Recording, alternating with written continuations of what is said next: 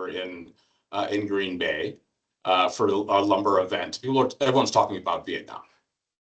Vietnam is a huge market. Not only a producer, a buyer of Wisconsin wood, but also a reseller of Wisconsin wood is kind of one of my takeaways from the meeting. So the next slide. So in the first, where am I here? I lost the chat here. Okay, here we go. In the first half of 2025, Wisconsin's top 10 products made up 68% of the total exports. So this is continuing as number one category is sauces and yeasts. Dairy, again, takes up number two category. Prepared vegetables, including sweet corn, are up 24%. Cranberries are up 10%. Ethanol is up 25%. So the number one product is for Wisconsin is always going to be dairy, and so dairy we see this year so far is up 12%. So year on year, it's totaling $533 million. So it's still a very, very positive market, and when we're seeing growth, we're seeing it in dairy. We'll always see it in dairy. You see that the number one exported product remains cheese. It's at 36% or $192 million of that sum. It's a growth of $33 million in this quarter. Milk and whey and proteins at 22% or $115 million. That's a growth of $24 million in the quarter. And so this is just, I mean, these are just really positive growth figures, and I'm sure Chad could expand a little bit if we asked him more on the cheese industry. It's worth noting one success story that we continue to talk about is our growing efforts in Thailand and our collaboration there with DFW and the EW system to grow cheese and curd in the market. So year to date, 2024 Wisconsin exports 77,000. So in year to date, 2025 is now about $478,000 in this last in year to date. So this is a huge export market that we're continuing to grow. Jennifer's going to get out there in the next couple of weeks to get back to Thailand and Singapore to help continue to grow this market with DFW. And it's just in my mind a huge success story for Wisconsin and for DFW, Chad. Happy to hear your thoughts on this as well, and how we work together to expand markets and grow into greenfield spaces and areas that we hadn't been before.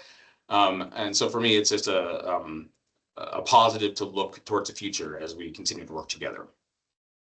So the next slide, please. So it goes on to meat. So meat is down 8%, totaling $525 million over a year for the entire year. China is down notably 77% on bovine genetics, and this is due, as we had mentioned previously in the last time we spoke, between a disagreement on blue tongue. So all shipments of semen and embryos have stopped as of February 2025, and so until we're able to get these shipments moving, this is just going to be a trend that we see. And then finally, we give some data on crop, and crops are also down 4%. So 64% of Wisconsin agriculture exports come from this category, and they're valued at almost $2 billion in 3/4 of this year. So this decrease is due to trade changes at the federal level that we've discussed briefly, and a few major categories, including wood and ginseng and soybeans. China has started to place orders for soybeans, and shipments are being prepared. But soybeans are a commodity product that not a ton come out of Wisconsin, but those that do go out of Wisconsin raise the price for soybeans. And so this China market is very important. And so if we continue to have these issues, we're going to continue to see the problems. We at DATGAP are looking to expand into different markets for the soybeans and looking at Vietnam and other parts of Asia. We're proactively sending staff to meetings and conferences and events to try to find and open markets for Wisconsin soy. So what has also been massively impacted, and exports are down 24%. And as mentioned, this is due to Canada and China and Mexico all decreasing their wood orders. And we're just going to continue to see this trend as trade tariff barriers and non-tariff barriers in particular countries that we'd worked in the past start to close their borders and have different reactions to the way that our federal government is moving. So with that, I'm happy to answer questions or pass it back to or introduce our guest, whatever happens first.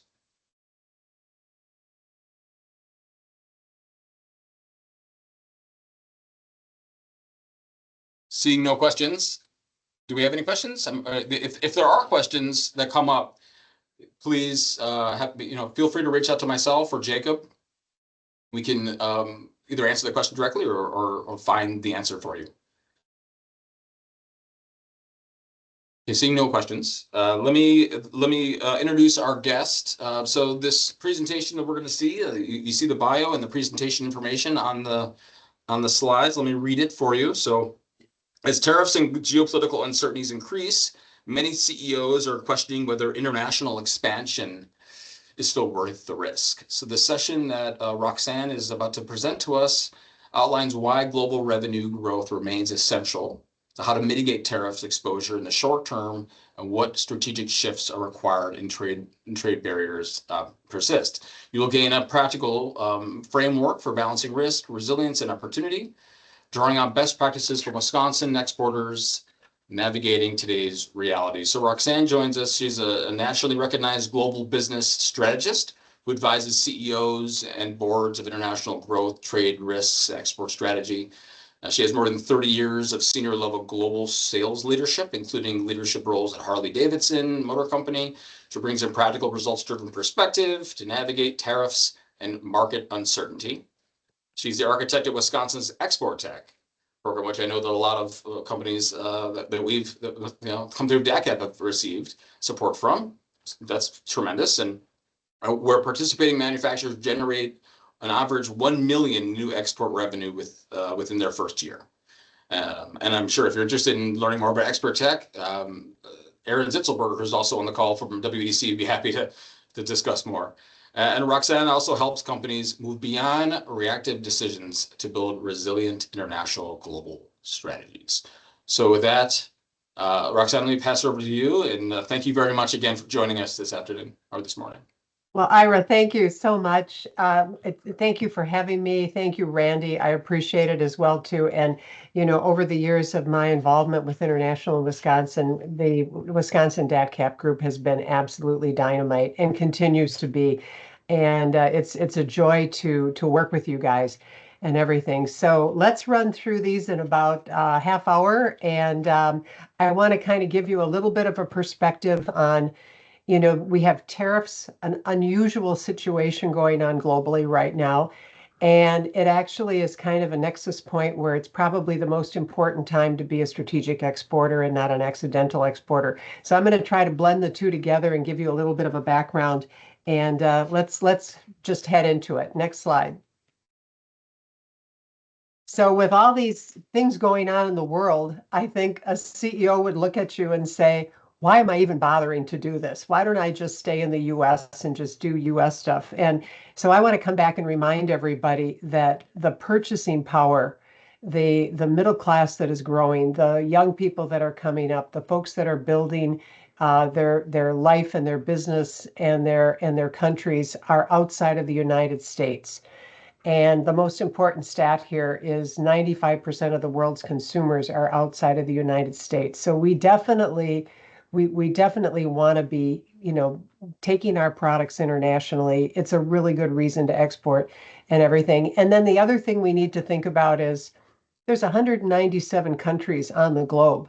So when you know your top 10, we can be strategic and shift if we need to and pivot. Next slide. So with tariffs are particularly nasty for supply chain people and people importing product right now. So I want to focus on the export side of it. We're going to be exporting our products. And probably the most, the thing that can really hurt us the most is like retaliatory tariffs that we were just talking about. That's kind of shifted some of the numbers that Ira showed you. So there's a few things you can do in the short term with tariffs if there's retaliatory tariffs. And they're not great. Absorb the cost if that comes in, retain your customers if you do that, but of course that hits your margins and it's not sustainable in the long term. You can share the cost, try to, basically do a 50-50 split with your buyers. But unfortunately, sharing the cost means you probably have to sit down and have a discussion on what your margins are, and that might not be something you want to disclose. You can raise your prices, try to figure out how to add more value. Can you bundle your product? Can you, increase it in value and raise your price? You could shift to FOB Works, which through the Incoterms transfers the tariff risk to your buyer. But at the end of the day, that's not my favorite thing to do at all because it's not a best practice. You lose control of your freight, and then somebody still has to take the tariff risk. So you still have to think about what your pricing is at landed cost, regardless of who's taking the tariff risk. So it is an opportunity to do that, not the best shot to do it. And I think the most important thing you can do is this communication with your customer. Factually, early, present it as a shared challenge, offer added value, offer trade financing. And Wisconsin has a robust community of trade finance bankers and SBA people that can help you do that, extend terms and do that. And it goes back to the importance that international is a relationship business. In the United States, we tend to be very transactional. We get in, we get out, we close the purchase order, we move on. Not so in international. So communicating, taking some time, building, a relationship with those customers, sharing the issue is probably a great way to try to get through it. There are no good answers here. It's almost a case-by-case basis. Next slide.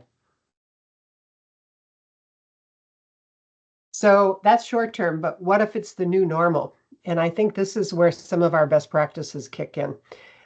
Definitely, diversify your markets, reduce dependency on those high tariff markets. And in order to do that, you've really got to know strategically, what are your top 10 best markets? And if you know them and you know what you've got and what your opportunities are, if a retaliatory tariff comes in, you can shift to one that doesn't have that and pivot and do it very effectively and very quickly. In my 30 years of business, we've always, in companies that I've worked with, we've always looked at, okay, if one country is down, another country is moving forward. How do we go forward with that country and go through and pivot to that country to do it? I think, Julie, we've lost our slides here. Can we get them back? Yes, Cassie. Or Cassie, or sorry, Cassie. There we go. There we go. There we go. Yeah, there we go. Yeah. So you definitely want to, if one country's down and you know how to quickly pivot and you're a strategic exporter, you can do that. For our manufactured products that I've done a lot of work in, people consider contract manufacturing, contract assembly and market, that type of thing. It doesn't work quite that well for food. But that is another one of the opportunities for exporters. You always want to bring unique value and differentiators. Really think about, what is your brand? What can you bring? What really differentiates you from the competition? Focus on products that justify higher landed costs. Definitely never want to be the lowest cost producer and fight through that because that's a losing game and you lose out a lot to local competition. And stronger brands can pass on increased costs, and premium differentiated products are more resilient. So you want to be differentiated as much as possible. Think about the value that you provide for that customer and why your product is better than anybody else's on the planet. And then the most important thing, again, proactively communicate, talk through it with your buyers, figure it out. Okay, next slide. So today it's a balance between our companies need revenue growth, but they're balancing uncertainty. And I don't think anybody's got a quick answer for what's going to happen next and everything, but we need to be resilient and we need to be able to do that. Growth needs and unused capacity if people have basically point to cautious export expansion. So I think cautiously, carefully balance the instability with strategic targets, know what they are, and let your export growth be tightly justified by the ROI in the sector of the target market that you're working with. So you really want to say, what are my best opportunities with the least amount of risk, the greatest opportunity? Where can I make money here? And keep an eye on it. There actually was exports early momentum last year. And by October, the exports were up over 6.3% year to date over 2024. And ag showed pretty good resilience, despite the headwinds that you guys have faced.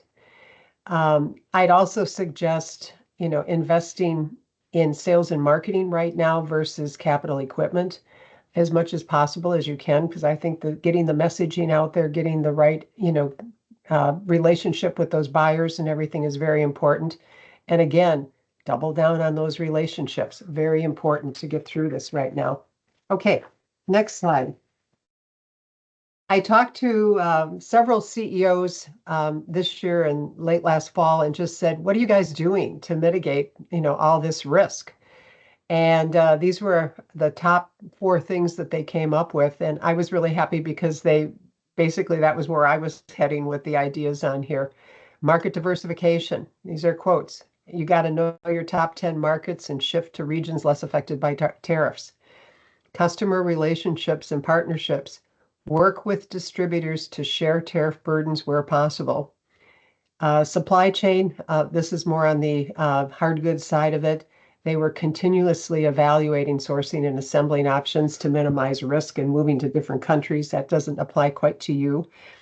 And then they did multiple scenario exposure planning. So they were actually having weekly meetings where they were building up pricing models and landed costs and factoring in potential tariff swings and saying, okay, are we in the right spot? Are we in the right country? Do we need to pivot to another country?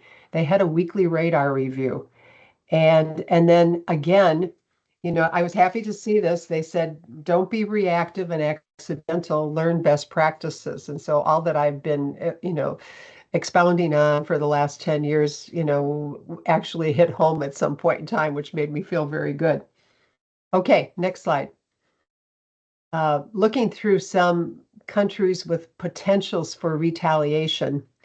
And I think you guys know this. I'm just listening to Ira's numbers here. We've got China, the agriculture, soybeans, that type of sector. Canada has got food issues. Mexico, pork, cheese, apples, that kind of thing. Brazil, ethanol, and even Taiwan is on the list. So these were some that had potential. I think you guys realize where this is coming from right now. So this isn't new news. Next slide. I also found the U.S. Department of Commerce has a searchable database where you can put in your HS code and it will tell you what the foreign retaliations are that they know of. It's reasonably up to date. I'd say there might be a little bit of a lag here, but they do allow you to say, in my sector, what's going on in the top countries. So you can get kind of a good snapshot for your product and where it's going. This was kind of an overview of what was happening. Europe, partially active, reduced tariffs. A lot of this has reduced quite a bit. UK suspended, paused. China partially active. And Canada, same kind of thing. And then India, none are negligible right now. This is their latest and greatest that they had out on that website and stuff. So I think, your best, you need to take data from this website, data from your folks that work at International Ag, Jennifer Liu, Shirley Aceto, the team that's over there, Ira and the group, people that are out doing trade ventures and working up in the markets and everything, they're your best first-hand understanding of what's actually happening out there. So take all the data, put it together, and then make a plan. Next slide. Okay, so through all of this, Wisconsin in the last year has remained resilient. And we want to be nimble, agile, strategic exporters because export potential really can fill up open capacity for a lot of manufacturers. And manufacturers are looking for growth. So export markets are a great way to build that. And of course, the next 12 months favor firms that can pivot, diversify beyond the tariff risk, keep exports tightly tied to ROI justified sectors and markets. So that means you have to understand, what are my markets and where can I make the most money with the least risk. They're reactivating your sales channel partnerships, really, really working on that relationship, and basically invest in customer-facing global strategies. So the more you understand voice of the customer, the more you work with your partner in country, the more you really work to understand them and build their trust, the easier it will be. Okay, next slide. So this kind of brings me to the best practices side of this. And this was kind of interesting. Folks that use best practices make more money. It's been clearly shown. It's been shown through the years that we've done export strategies with companies averaging $1 million in new revenue in the first year when they get strategic about it. And I thought these quotes are pretty interesting. Companies don't struggle because their product isn't competitive.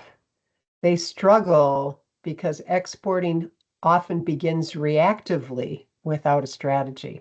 And I think that's pretty true. People are like, wow, we got an order. Let's go for this and everything. And they start getting into it.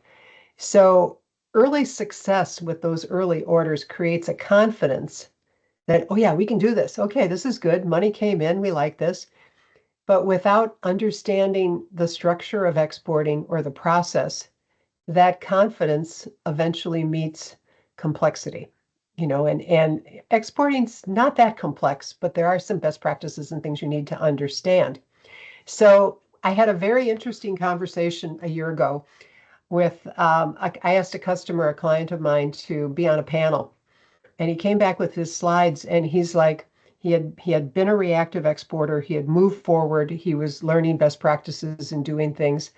And he had this slide and he goes, Rox, he goes, export, it's the Dunning-Kruger effect. And I'm like, the Dunning-who effect? What are you talking about? Is anybody on the call, have you heard this? I don't know. This is maybe something new to you. But let's take a look at, what are you talking about? So next slide, let's look at this Dunning-Kruger effect.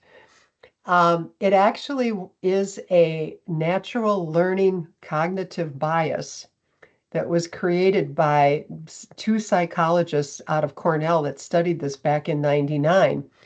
And it basically said people with limited knowledge or experience in a subject tend to overestimate their competence, kind of like the early exporters, the reactive exporters. And people with lowest skills overrate their performance. And I had to laugh at this one because I thought I've had a lot of performance reviews with staff that, their skill set was really low, but their performance was great when they came in and gave me their stuff, and we had to have a serious conversation. And then on the opposite side, high performers are likely to underestimate themselves. So when you don't know much, you often you don't realize how much there is to know, but you want to do it anyway. Okay, that's a natural cognitive bias in all of us. And it doesn't just apply to exports, but it applies to, I think, life and everything. So I wanted to apply this a little bit to exports and show you how this worked out here. So next slide. This is their little image here, and I'll explain it to you in a second, but it's basically the most common phrase that I hear from my exporters after we've talked and we've turned into strategic exporters is, they go, Roxanne, we started, but we just didn't know what we didn't know. and everything. And we got in trouble and we wasted money and we wasted time and we wasted resources and we made some stupid mistakes and everything. But we're so glad that we've got an understanding now of how we should do this so we can do it effectively. So let me walk through this model. Next slide. And I think you'll kind of find this fun. I found this very interesting. And this was a very serious CEO. So I was kind of shocked when I saw this image here that he had. On the bottom, on the x-axis, you have competence. And it starts with know nothing to the other end where you're the guru. And on the y-axis, you've got confidence. So competence, confidence. The y-axis, low confidence to high confidence as you're going up. So basically what he was saying is, when he was telling me, he's like, we started out as a reactive exporter. We were in the know nothing area and we got a few orders and stuff started coming through. We jumped in and we were rapidly heading to the peak of Mount Stupid. I mean, we just didn't know what we didn't know. But we were happy because we were confident was high. We were getting some money, nothing was going wrong so far and everything seemed fine. But very quickly, we started realizing that we didn't have the competence that we needed to really make this sustainable. And we were falling down the peak of Mount Stupid to the Valley of Despair. And I'm like, oh my gosh, we don't need you in the Valley of Despair.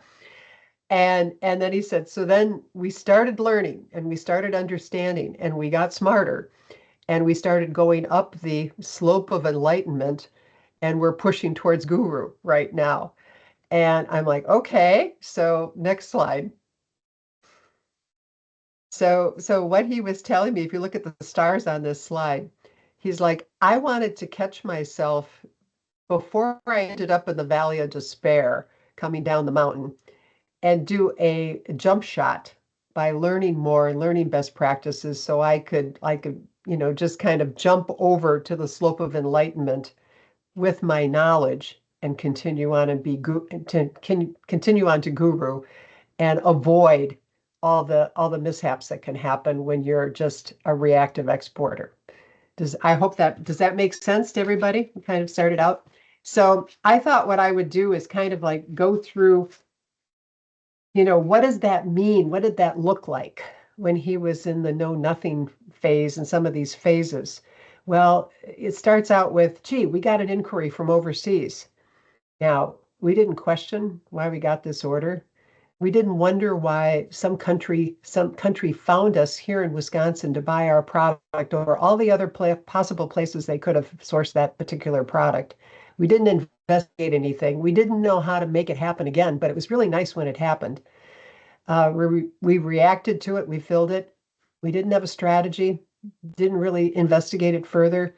And we had a very minimal understanding of U.S. export law and compliance with that law, Incoterms, landed cost, and we had overconfidence driven by early wins. So basically we said, hey, exporting, it just isn't that hard and everything. Next slide. So then we start moving into the peak of Mount Stupid and the accidental exporters. And I see a lot of companies in this area chasing these inbound opportunities. We got a fax from here. Oh, excuse me. We got an email from this country. I don't even know where it is on the map. Let's chase that one down. Let's chase this one down.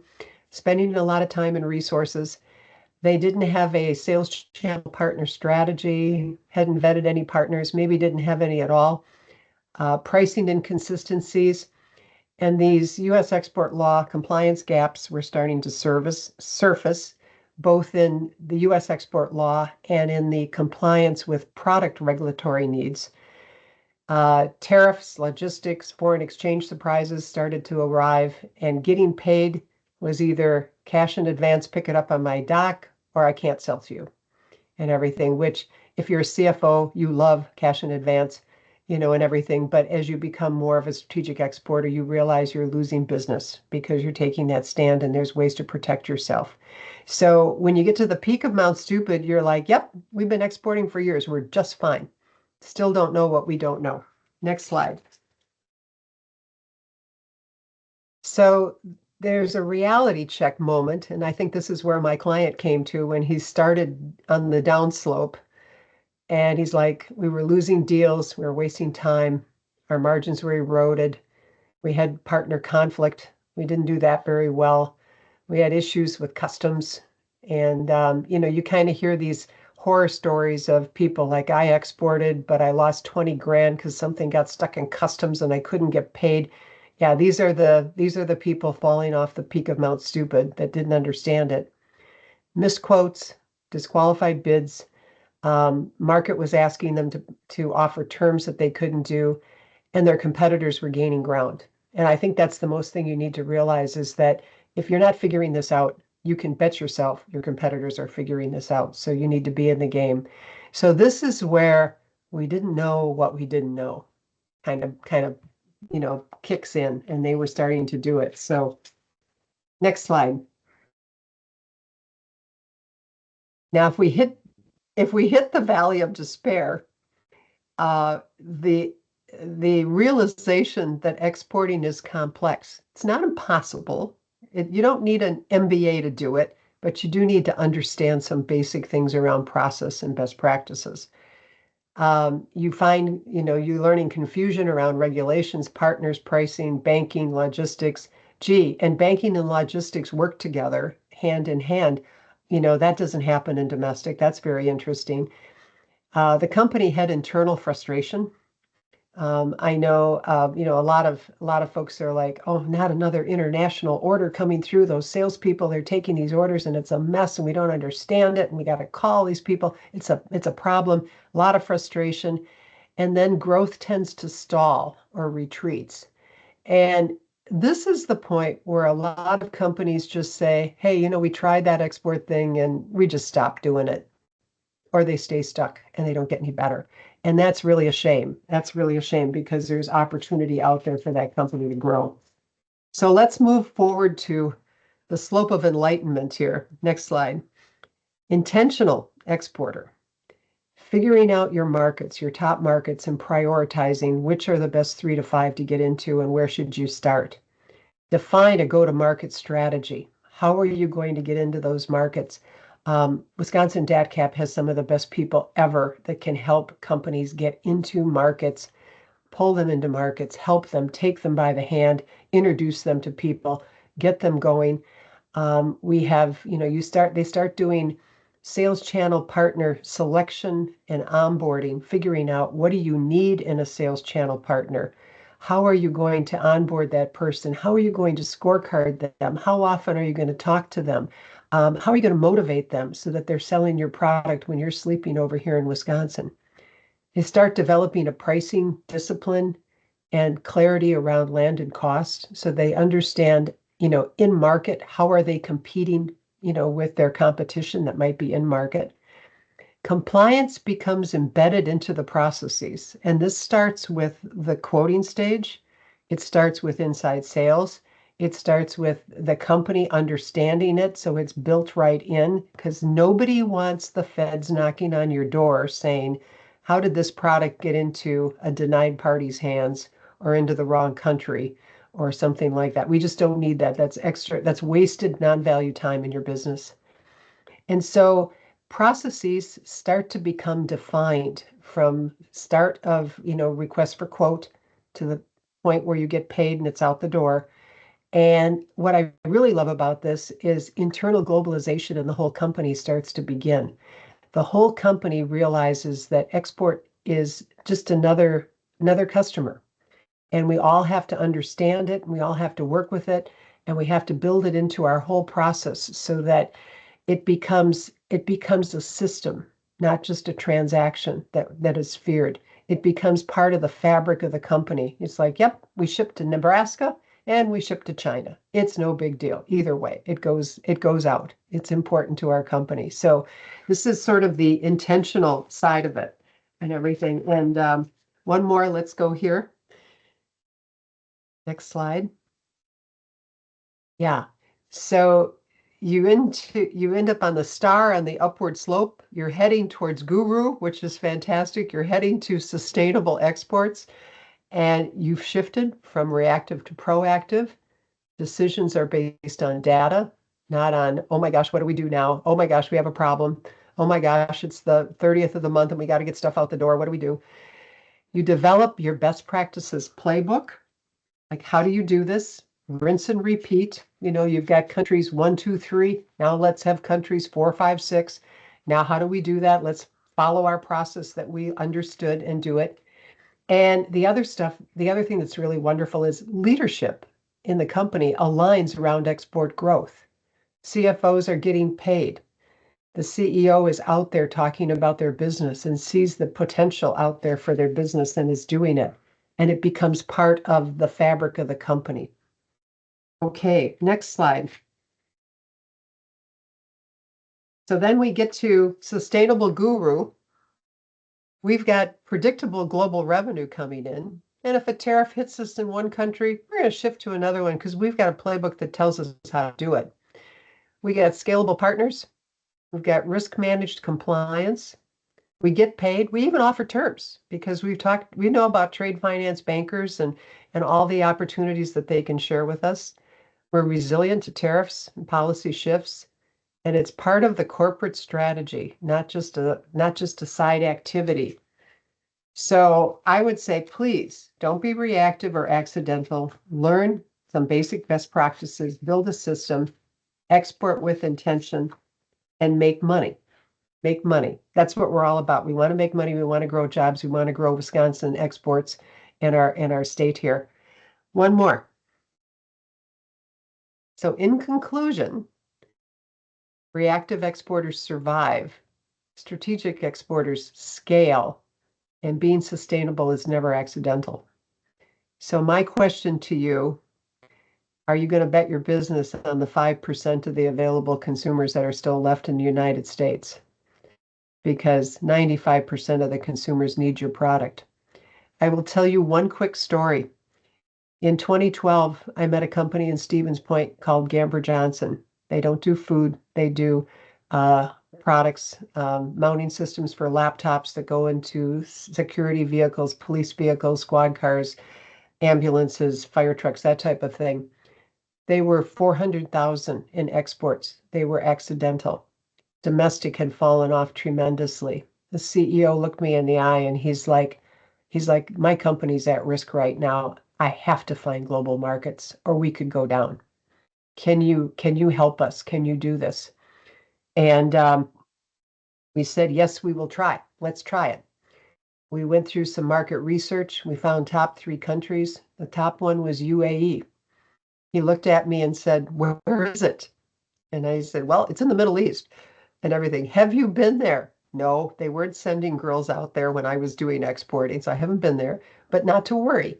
We have a wonderful group of people in the state of Wisconsin, WDC, Wisconsin DATCAP, whoever. They can take you right into market. We'll find some trade shows. We'll find some, things that need your product. We have a network in that country that can actually help you. And so we set them up for a basic trade show. They took a 6-foot table over there and they started showing their products. And I got texts that said, oh my gosh, Rox, it's like shooting fish in a barrel over here. Everybody needs our stuff. This is fantastic. We can't believe it. That company went from 400,000 in 2012 to today, they're over 20 million. Today, they're up for the Manufacturer of the Year award next month in the large category. And a lot of it is based on, if you talk to the CEO, he's like, it was a playbook. We just had to understand the playbook and the process. And then once we did, we could just repeat it and keep it growing and everything. And it's not onerous. You don't need an MBA to get it done, but you do need to know some basic skills. So thank you for having me speak to you. I hope this has been helpful. I'm glad to take a few questions, and I hope my team here around me at DATCAP will help me answer. But I really appreciate the opportunity to share a passion that I have. Thank you.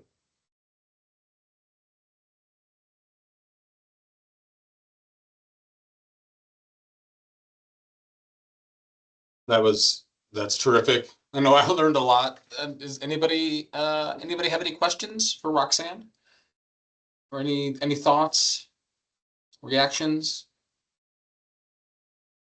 Ira, I'll start us off. I'm sure there Please. are other questions. So Roxanne, thanks a lot for the presentation. Really informative, and I like how you built the program. You used a word that I wish I would have used in the front end. I've said it a lot too, but that's the word resilient. And ag, food, and forestry, because it has such reliance on quality and diversity, is resilient, as we see. Um, Question I had is, earlier in your presentation, you talked about pivot to other top markets. So this is, I know you have an answer to this, but how can a company, or in some cases a state, effectively pivot when a major trade partner um, retaliates in the short term and then sends signals that they may not come back? I Yeah. mean, how do we, at what point, and it's an ancillary question then, but at what point does a exporter have to consider a pivot versus a replacement? Or does it still stay in that top 10 category, or wherever it might be, and maybe that balances itself out? Sorry, I just asked a lot of things in a short time here. Yeah. Yeah. I think pivot and replacement might be synonymous at some point in time too, where you just, when I've worked with companies, what we didn't do when I came up in my career was market research. We didn't have the market research that we have today. We would just send people out, say, go, head to Brazil and see what you can find out, stay there for 2 weeks, go to a trade show and come back, and we'd waste 10, 20 grand and hope something happened. And sometimes it didn't, a lot of times it didn't. Today, we can sit down and say, what's our market research? What countries are importing our product? What do we know? What do we know about the data that's out there that we can pull, but then adding in the industry experience that the company has in their sector, in their industry, who they know the competition, they know what's going on, and also adding in the tremendous knowledge from Wisconsin DATCAP folks. I mean, I'm always blown away, Shirley, Jennifer, people over the years that have been just brilliant with knowing what's going on in country because they're out there, and then kind of putting all that together and saying, okay, let's look at, there's maybe a data list of top 20, but then let's put all of our extra knowledge that we have to it and say, what I know about the industry, what I know about my company, what I know about my competitors. Let's whittle that down to maybe the top 10, top 5. And I think a company should have a rolling top 5. So maybe they're in countries 1, 2, 3, but something, like our tariff thing upsets number 1. And you've got to do something because you've got to shore up the bottom line before the end of the year comes. Maybe you've got private equity, maybe you've got obviously board members, stakeholders, people that want to do it. You got to be able to do something. At that point in time, I think you should always kind of be thinking, if something happened here, running those scenarios, where would I go next? How about number 4? Could number 4 move up? Is it, and so I always like to have companies like doing, we called it spade work in adjacent target countries, so that they've kind of got a, maybe you're going to Europe to, talk to Germany, but if you've got potentially a play in France or Italy, spend some time in those countries while you're there and understand what's happening, or start keeping it on your radar. Start figuring out who's working in that market, who maybe the distributors are, the partners are. And then it gives you kind of a rich knowledge in your company that you can be resilient, you can pivot, and you can move if you have to. And then, the bottom line, you got to sit down as a leadership group and say, okay, let's put the numbers on the page here. Should we do this or not do it? And how long is it going to take for us to get a good, return on investment from the whole thing? I mean, that's a tough discussion, but having those options are a lot better than being the reactive exporter that said, oh, all those orders from Canada just dried up. Oh my, now what? I got 40% of my bottom line. It's not going to happen. And I don't have a plan. You don't want to be that person. You don't have to be that person anymore. So does that help, Randy? I wish I had better answers Yes. for tariffs. No, thank you. I appreciate that because, we see businesses being nimble and try to pivot like that. And you hope that, having a foothold in that major market in some way, shape, or form can help when maybe there's a rebound or a return to normalcy or whatever the right term is. So I think that's an important part of it, but also knowing that, the opportunities that might be out there in building market. I saw her on here earlier, and I don't want to put her on the spot, but Jackie Fett and the ginseng industry have done a pretty effective job of realizing there's a primary market, but they're also looking to try to fortify that market and build others. Jackie, I don't know if you wanted to share some of the things that you're doing with your growers to kind of exhibit that behavior. Yeah, sure. So China is our #1 market for ginseng. That's our market. It's Chinese consumers, and it's grown in China and Canada. But it's been difficult over the last several years, almost 8 years now, since the first trade war with China, because 85% of our exports go to China. So we've been on the struggle path for quite a few years trying to diversify markets because we were not diversified prior to that because there were no trade issues and all the ginseng just naturally went there. So the industry wasn't prepared for that to happen to us. So our board, and we've been fortunate enough to get quite a lot of grant funding through the federal government. We've been doing market research in a number of markets and developing programs for those markets. It's a slow process. It takes a long time. So we're digging our way out, but we are making some strides in some of the other markets. I was just talking, we're going to be applying for the America First Trade Promotion Program, which is due on Friday, and continuing to see how we can diversify. There's opportunity in New Zealand and Australia. But yeah, like you said, we were in the bottom of that little barrel there, like, now what do we do? And we came up with some good plans, but it does take a long time to execute those plans, especially when your market is very niche. We don't have the luxury of, some of the other commodities are natural for like many types of consumers. We have one type of consumer that knows what it is and wants it. So we have to build that consumer demand in other markets first, and also we have to build people who want to buy the product, but it's like the chicken and the egg, because if you don't have any demand for your product in that market, it's an uphill battle. So anyways, I don't know if I did that justice, Randy. No, thank you. I actually, that's exactly what I was thinking, because I know you and the industry have done some work over a period of time and are making progress and have done some of that market research to build. So yeah, thank you, Jackie. That was exactly what I was hoping you were going to cover. Any other questions I can answer? Yeah, Roxanne, good stuff here. I just wondering, you hit on it a little bit with Randy's question, but when you talk about the top 10, how do you balance out with what's your current top 10? I mean, if you're an existing exporter, what your current top 10 is and where you want to be in 5 years or 10 years, the market potential, because we know, as you say, that you have to be open to how your markets are going to expand, how they're going to grow, what kind of potential you have. So how do you balance in your top 10 and get some, I don't know what the right word is, but get the potential put in there too with that.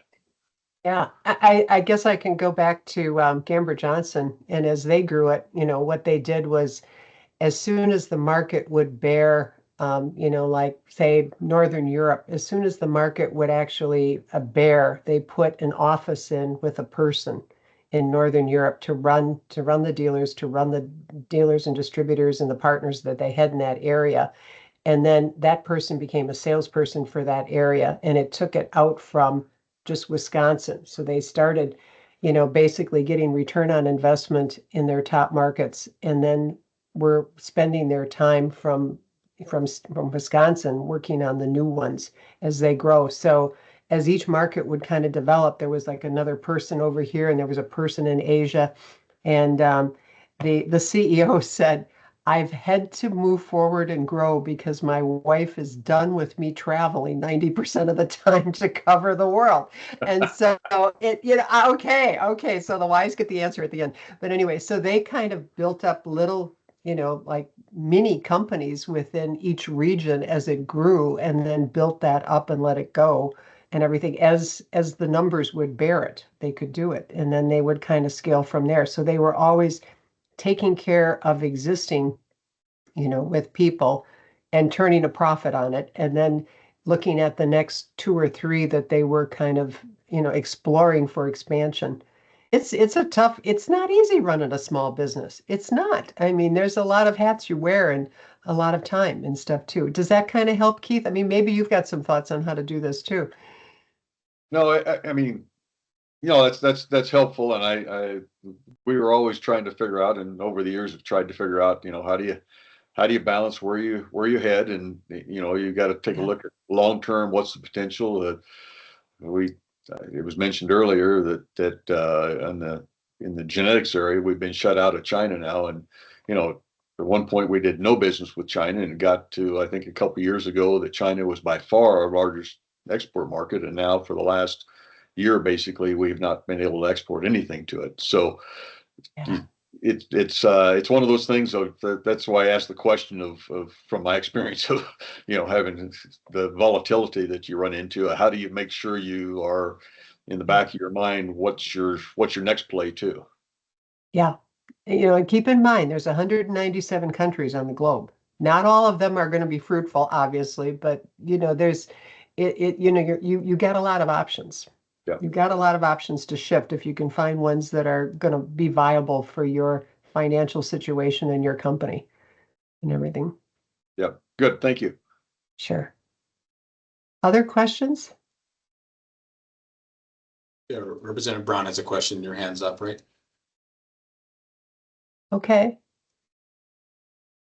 This might be a question for both the council and for you, but if I'm out in my district talking to farmers and they're concerned about exporting, one of what I need to be doing is helping them find the people to talk to. So, for instance, is it like, who specifically would they get in touch with at DADCAP? Like, is there like since I'm new at this, I don't really know how this council sort of breaks down in terms of helping farmers out or helping people who are trying to export. So what would be like first steps, second steps, and kind of getting into this planning process? I think Randy or Ira, I'm going to let you take that one. Yeah, I'll start. Now, I would say Representative Brown, getting somebody in touch with the International Agribusiness Center. If it's ag, food, and forestry focused, then that's the place to be. If it's anything else, and that's something Aaron might cover later, then it's WEDC. But Ira, what's the best direct route for somebody to take to find the right place at DACAP's International Agribusiness Center? Yeah, I'm certainly happy to be I guess the convener or I can intake and then get you to the right consultant that would be happy that can help you move or help whatever company needs support. The team is broken up into responsibilities and countries and commodities and products. And so you can come to me if you'd like. I think that majority of you guys have my email address. Happy to share it. You can go on the website, and all of our contact information is there as well. Yeah, if it comes to me, then I'm able to get it. And if it's not something that I can do, I'm happy to reach out to Aaron or Steve or Stephen Nordine and folks over at WEDC to help you with non-food, non-ag, forestry related products. So just to follow up on that, I mean, I think the phone number is better. Usually the guys I talk to don't want to be online. But that said, like, do you work with, Roxanne a lot, or is this more of just of an informative, thing where she's coming in and kind of expanding her horizons?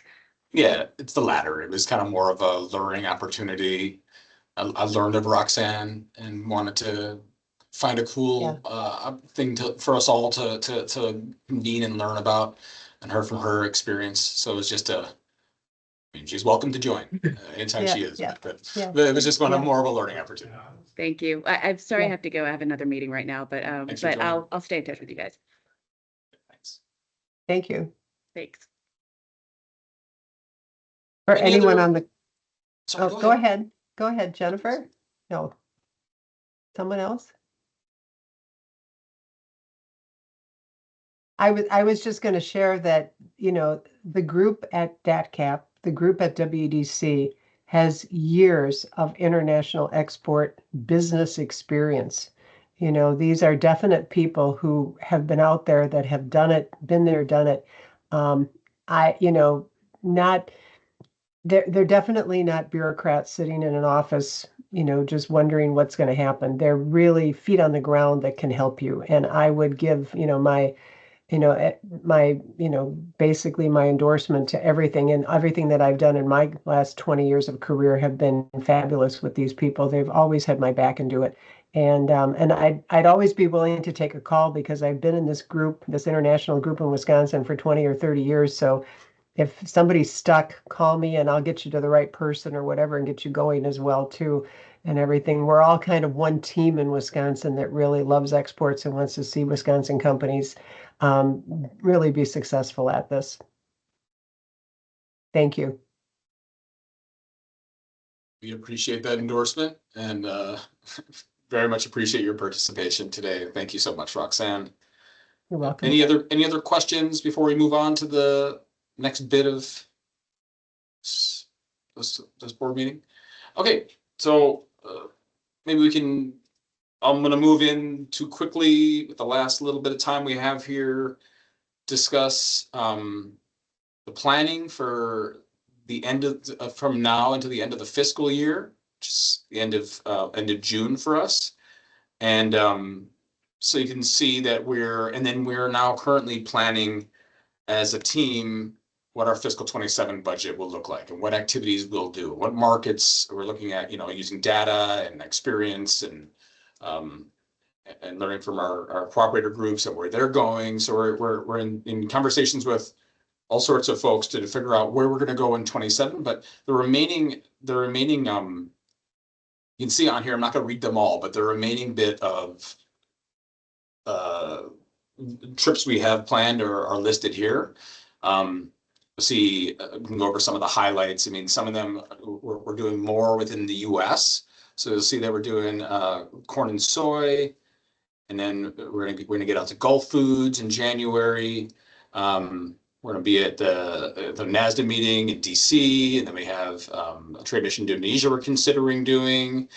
There's a lot of interesting USDA trade missions that are being planned: Indonesia, the Philippines, Turkey, Saudi Arabia, Vietnam this year, as well as Australia that we're gonna consider going to as well. So there's a lot of planning for the future looking at what we still have remaining for from now until the end of the fiscal year. So if any of these look interesting to you and you have, you know, companies that would want to join on any of these, please, you know, be in touch with me and I can help get you to the right person. And I'm sure in a future WAXC board meeting, we'll be outlining what the next fiscal year looks like for us. But it's been the team, needless to say, is very busy traveling all around the world, opening markets, continuing the good work that they've been doing for so many years. So this is the current makeup of the team. I'm the director of this small but really powerful team of consultants that are traversing the globe and opening markets, like I said, and doing the interesting work. You can take a photo of this, or you can go onto our website and find everyone's email address and phone number. That we have updated areas of responsibility very recently, tweaked them a bit. So here is this slide has the most recent information on what you can expect that our consultants are working on. But we're all open to any conversation that leads to growing our contact base, companies we can support, and doing the work that we are charged in doing. So I think with that, I pass it over to Aaron. So welcome, Aaron. Well, good morning, everybody. Great to see everybody on this insanely chilly time of the year. Really fantastic meeting. Thanks, Ira. Thanks to Secretary Romansky, to our elected officials on the line. And unfortunately, our new secretary, John Miller, was unable to join us, and unfortunately, Steve Nordine is also out today. So again, once again, you're stuck with me today. But it's always a pleasure for me to be here. I think I've said this. My father is a corn and soybean farmer, so ag will always have a special place, and I have family that are dairy farmers as well. So ag has a special place in my heart, and so I love being part of these meetings and partnering with DATCAP on international trade. Also, I just wanted to say thanks to Roxanne for being here. I've had the pleasure of working with Roxanne for, I guess, the entire time I've been at WEDC, which has been going on almost 6 years now, I think. And I can say with no equivocation, there's probably nobody that I know that has the expertise in international trade that she does. And she is an absolute treasure, and we are incredibly fortunate to have her as a resource.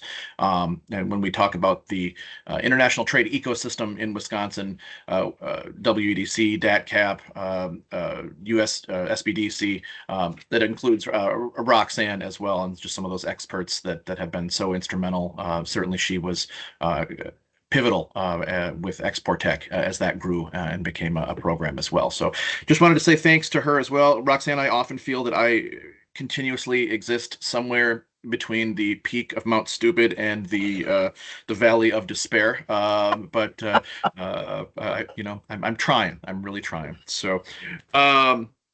Let's see. I was hoping that there we go. Perfect. I appreciate it. I'm not going to take a whole lot of time today. I think there's been a ton of great information.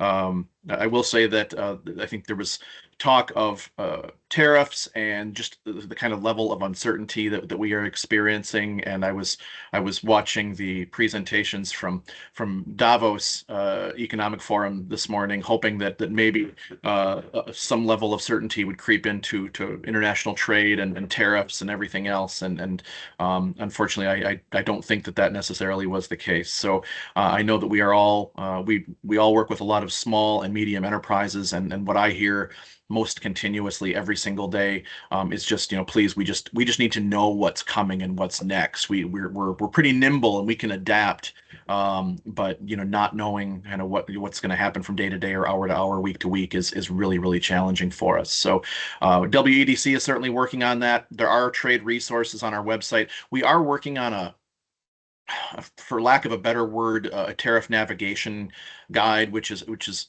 going to be more of here is a culmination of resources that you can go look at that may be able to help you. I don't know that we are going to have the technical expertise always to do all of that, but we want to make sure that those resources to please point you in the right direction and try to get you where you need to be to best traverse what is at least a minimum a challenging period of time. So we'll do what we can, and please lean on WEDC and lean on DATCAP. We are certainly here to help.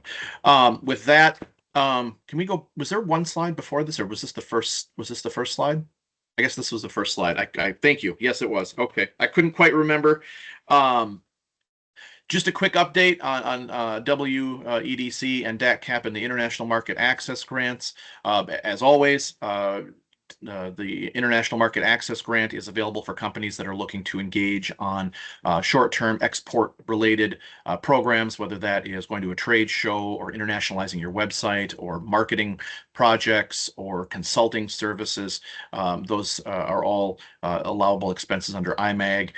If you are interested in talking about that, please let me know or somebody at DATCAP know, and we can work with you on doing that. We continue to work very closely with DATCAP in bringing in food, ag, and forestry companies to the IMAG program. I think right now, as of this year, we have 2 dairy and 1 meat company approved, which still leaves money remaining on the WIAE side of things for IMAGs.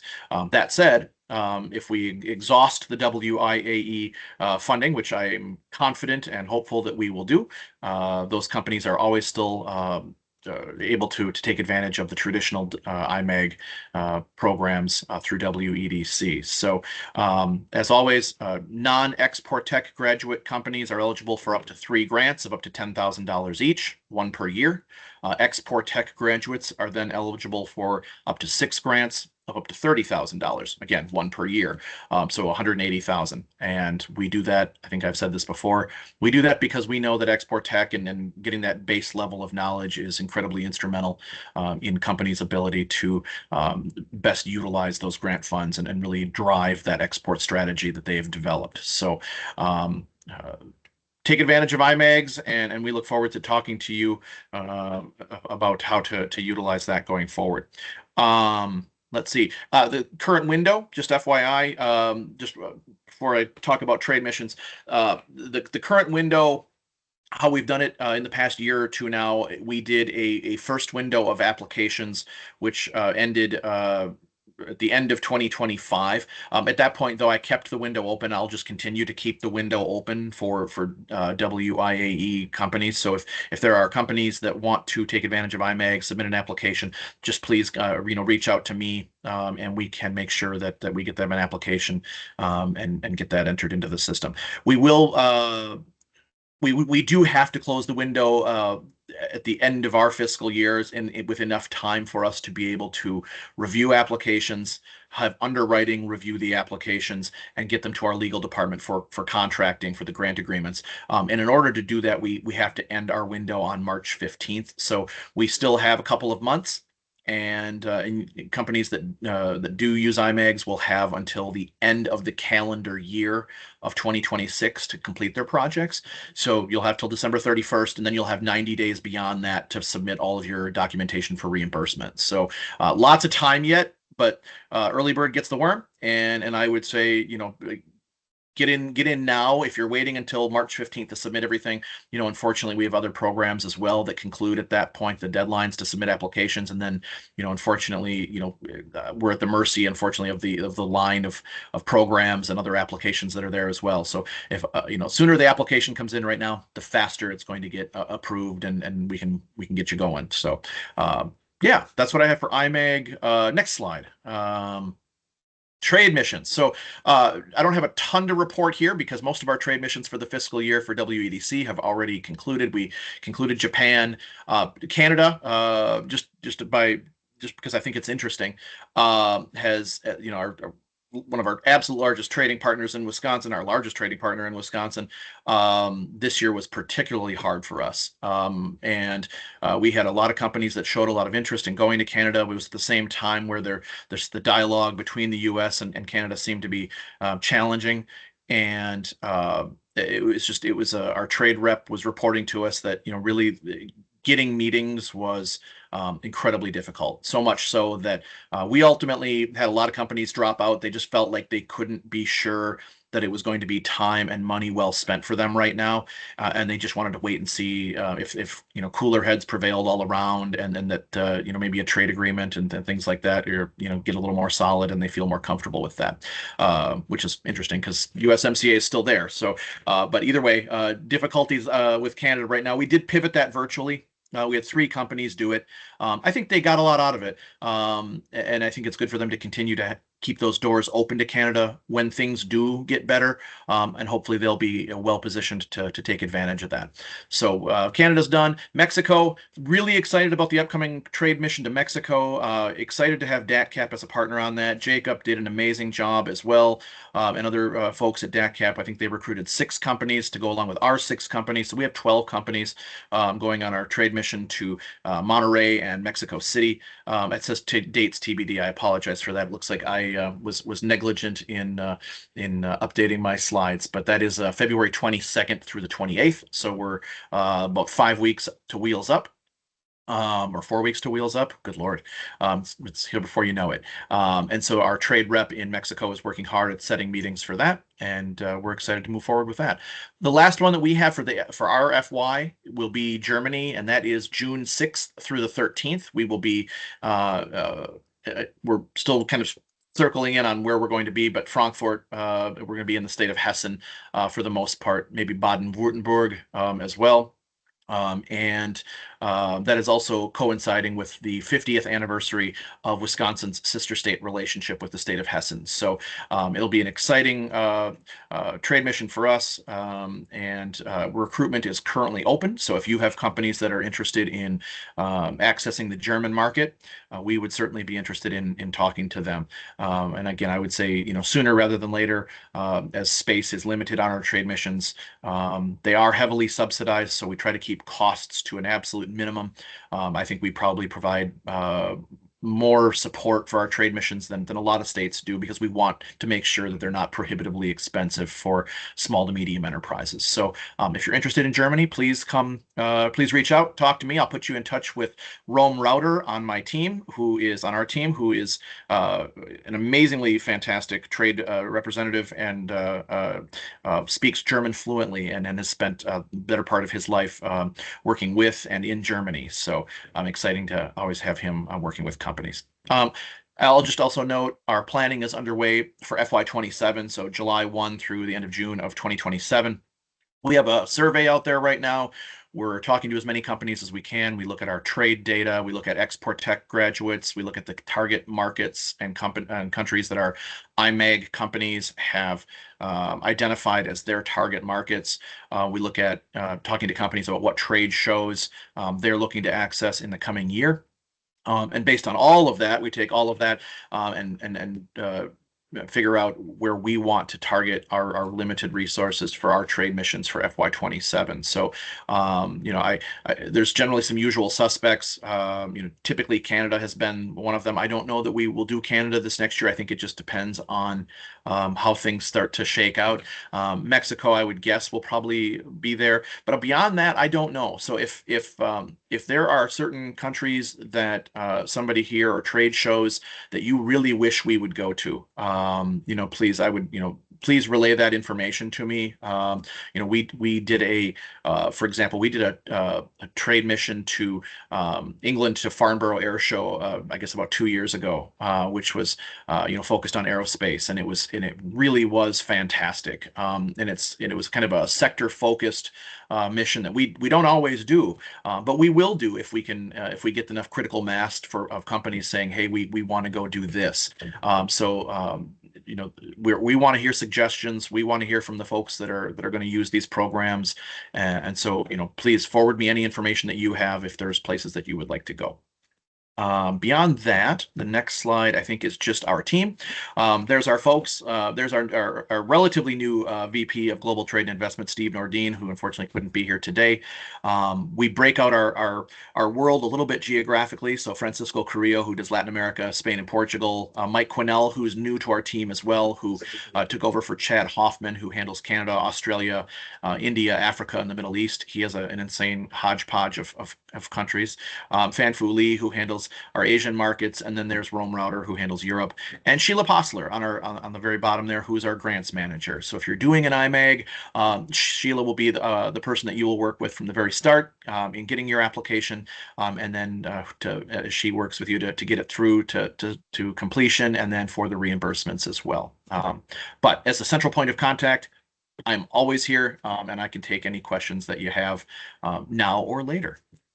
So I know I was just speed talking, so apologies. I tend to do that. That's all I have. Stay warm. It's going to get nasty.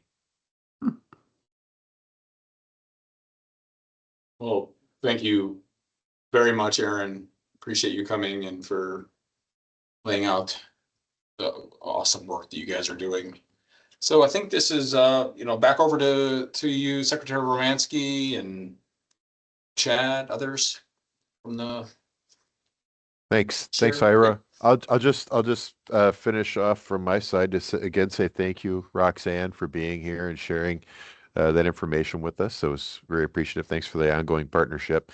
Aaron, thanks for being here. Our WEDC partners are always walking the path with us, and thanks to all of you, council members and others who were here for this part of the presentation.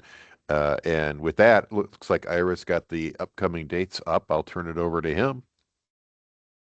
Sure. Yeah. So the next WAXC meeting will be, we're aiming to do it in person again. The next in-person meeting will be in March.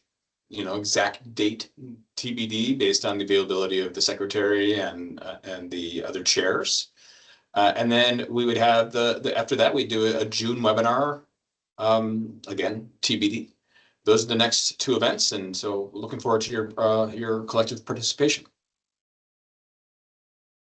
I'm not sure if there's Chad, do you wanna? I think we lost Chad. He said he was going to have to step out towards the end, but Keith is here Keith, to close us out. Yep, Chad had to leave for another meeting, I know, but so I'll just wrap things up here. And first of all, thank Roxanne for the presentation, the information. Very good information there, and I'm sure if anybody has additional questions, I'm sure Roxanne would be pleased to try to answer them. So thank you, Roxanne, for your participation.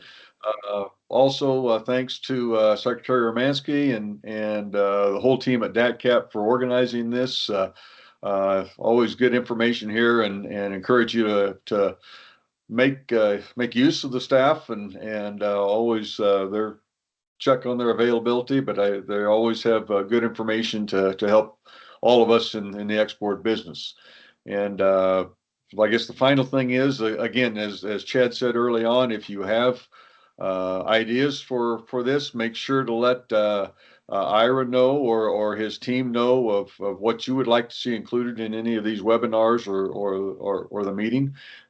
With that, I would thank everybody for their participation. We'll look forward to seeing you next time. Thank you. Thanks, everyone. Thank you, everybody.